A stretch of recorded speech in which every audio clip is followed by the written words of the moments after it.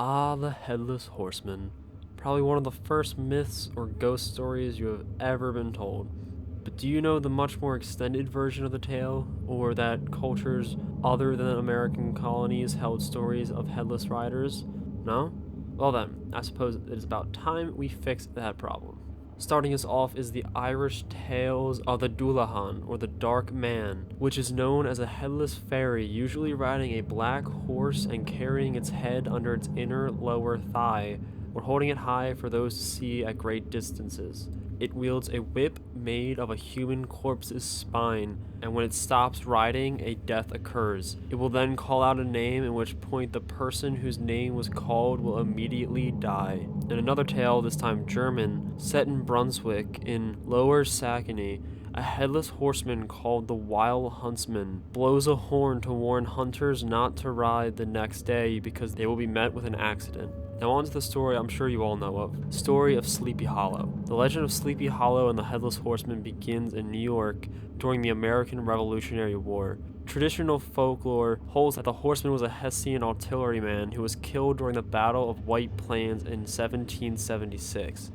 He was decapitated by an American cannonball, and the shattered remains of his head were left in the battlefield while his comrades hastily carried his body away. Eventually, they buried him in a graveyard in the old Dutch church of Sleepy Hollow, from which each Halloween night he rises as a malevolent ghost, furiously seeking for his lost head. Now in 1790, in the countryside around the Dutch settlement of Tarrytown in New York, is a secluded glade known as Sleepy Hollow. Sleepy Hollow is renowned for its ghosts and the haunting atmosphere that pervades the imagination and inhabitants of its visitors. The most infamous specter of the hollow is that of the Headless Horseman. The legend is related to that of the tale of Ichabod Crane, a lean, lanky, and extremely superstitious schoolmaster from Connecticut who competed with Abraham von Brunn, town Rudy, for the hand of an 18-year-old Trina von Tessel, the daughter and sole child of a wealthy farmer, Baltus von Tussel. Crane, a Yankee and an outsider, sees to marry Katrina in which to profit from her father's wealth. Bones, the local hero, vies with Ichabod for Katrina's hand, playing a series of pranks on the schoolmaster,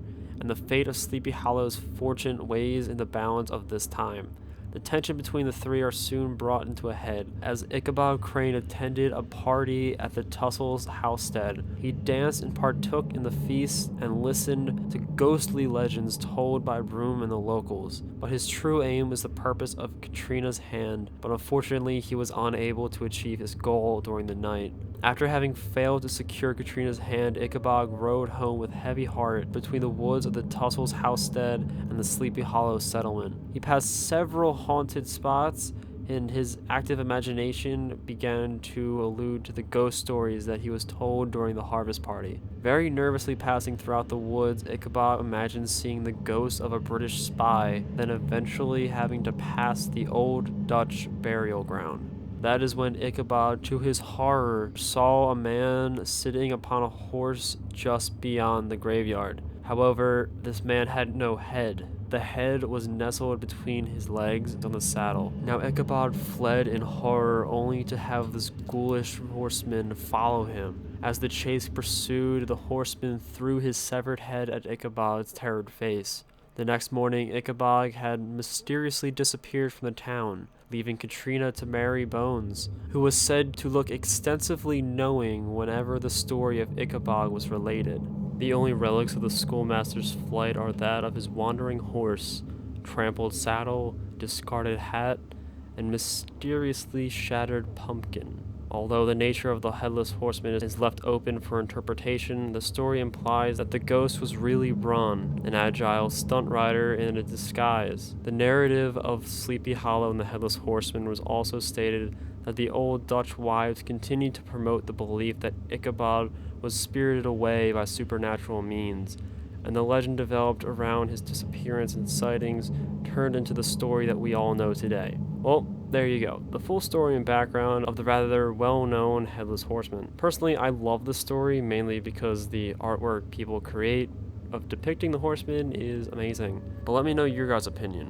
What do you guys think of the legend? Did I leave anything out in the story?